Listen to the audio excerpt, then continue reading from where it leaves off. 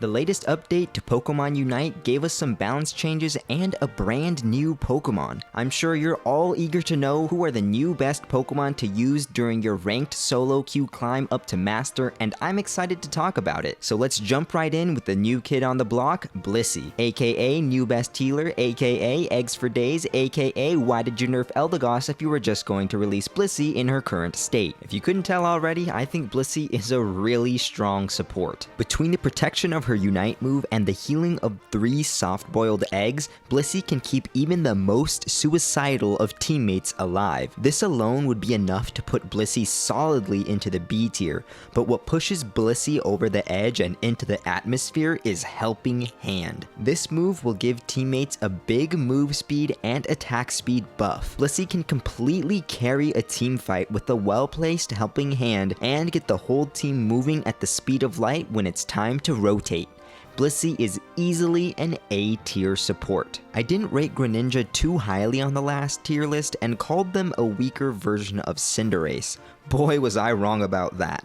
Cinderace is a better long-ranged damage dealer, but what makes Greninja so powerful is their ability to switch gears and go melee mode to start dealing massive damage to a group of opponents. To make matters even worse, or better if you're a Greninja player, Water Shuriken, Greninja's ranged move, got buffed to deal even more damage in this patch. I do not think Greninja needed this, but it happened and now they're an S tier Pokemon. Do note that Cinderace is a much more consistent and easier to use ranged damage dealer, but a Greninja that knows what they're doing can take over the game.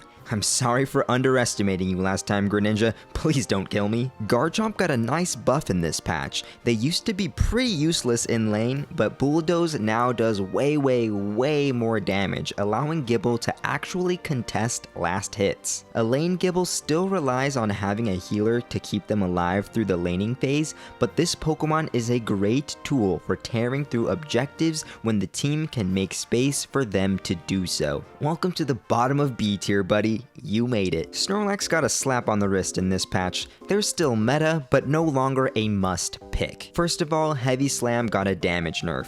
Not a huge damage nerf, but also not insignificant. For more details on the exact numbers for the changes in this patch, be sure to check out unite-db.com.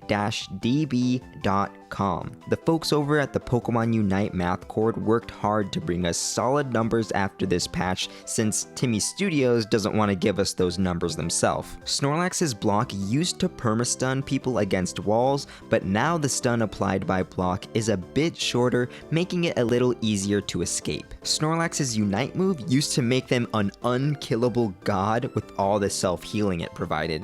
That has been toned down, making it possible for Snorlax to actually get knocked out now. I know this sounds like a lot of nerfs, but Snorlax is still a solid A tier Pokemon. Slowbro took a hit to their Surf Plus, which used to pretty much permanently stun people who got caught up in the waves, but this move got the same treatment as Snorlax's block. The stun applied is now shorter, making it a bit easier to escape Surf Plus. Gardevoir now has the potential to deal far greater damage than before.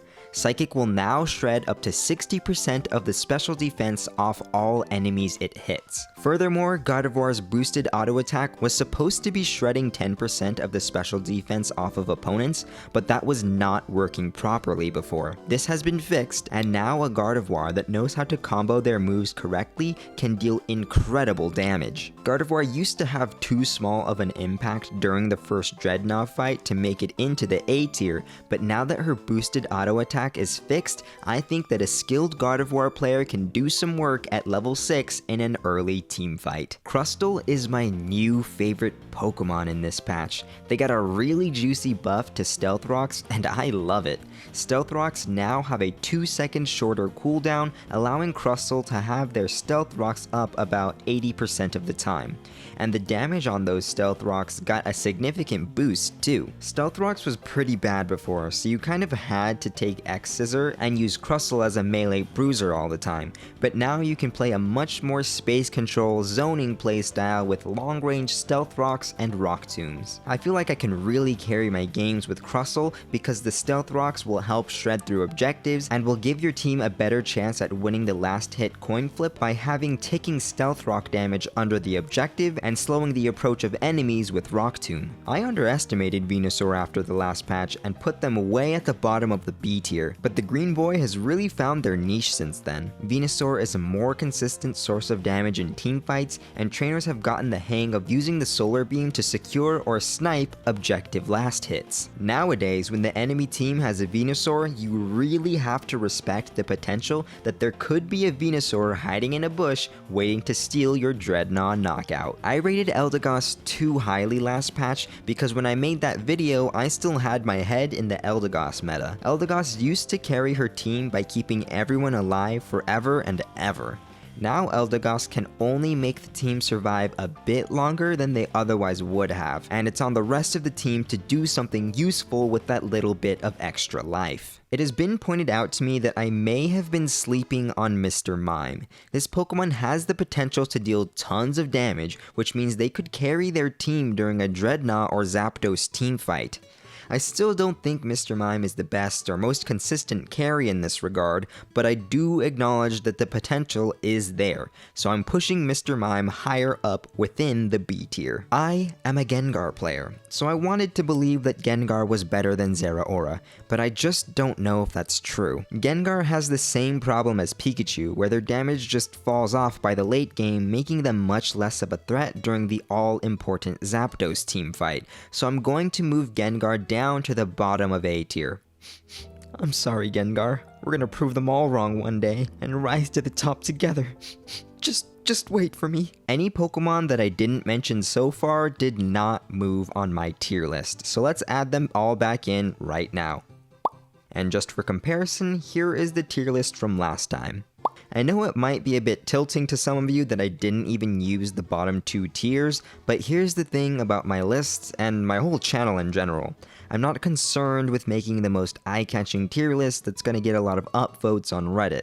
I just want to give my viewers accurate information that they can use to rank up in Pokemon Unite. And the way things are laid out here tells you what you need to know. The S and A tier Pokemon are very consistent at doing a job that wins games in the current meta. All the B tier Pokemon can absolutely shine in the right situations and win games too if you know how to use them. Garchomp, I'm sorry, but you still suffer from this problem of relying too much on your team, so you're still the worst Pokemon for solo queue, but hey, at least you're not alone in the C tier anymore, right? If you don't understand why fighting over the first Dreadnought is such a big deal, then check out the video on the left. And if you already knew about Dreadnought, then check out the video on the right for some ideas on what to do when Plan A fails.